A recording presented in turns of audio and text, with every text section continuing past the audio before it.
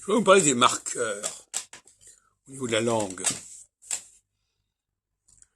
Il y a des marqueurs, il y a des voyelles qui sont typiquement masculins, masculines ou féminines, pluriels ou singuliers. Et je m'aperçois que dans un certain nombre de cas, les gens n'en ont pas conscience. Je vais donner un certain nombre d'exemples. D'abord, premièrement, en français, on a bien, dans certains cas, la dialectique du O et du A. Sauf que, au lieu d'avoir du O, on a du on. Son, ça, ton, ta, mon, ma. Alors que dans l'autre langue latine, on a le mio, mia. Et donc, à l'écriture, on voit bien que c'est un O.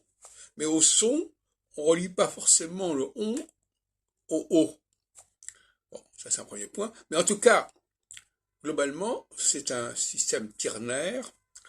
M, c'est la première personne. T, c'est la deuxième personne. S, la troisième personne.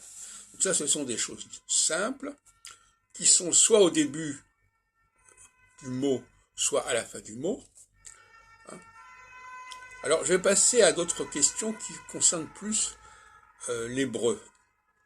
Parce que j'ai l'hébreu dans mon collimateur, pour dire la vérité. Je voudrais un peu démystifier cet hébreu qui est un peu n'importe quoi, et que j'ai appris quand j'avais une vingtaine d'années. Et finalement, parler l'hébreu aujourd'hui, c'est quand même un petit problème.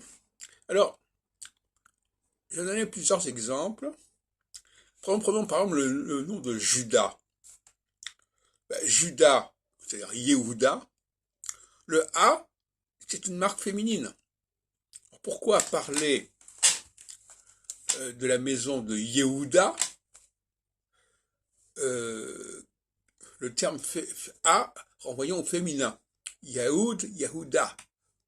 Bon, c'est quand même bizarre. Alors quand on sait que le Pentateuque a été écrit largement par les adversaires de ce Yehuda, on peut se poser des questions sur cette féminisation. Autre exemple intéressant, c'est concernant le nom carrément, le tétragramme. Alors j'ai dit l'autre jour qu'on a plusieurs prophètes, Eliaou, Jérémiaou, Yeshayahu, qui ont une finale en Yahou, qui renvoie carrément à Dieu. On appelle ça aussi Yah. Yah, Alléluia, Yah. Mais ce qui est un problème, c'est que la finale en ou est une finale du pluriel. Hein?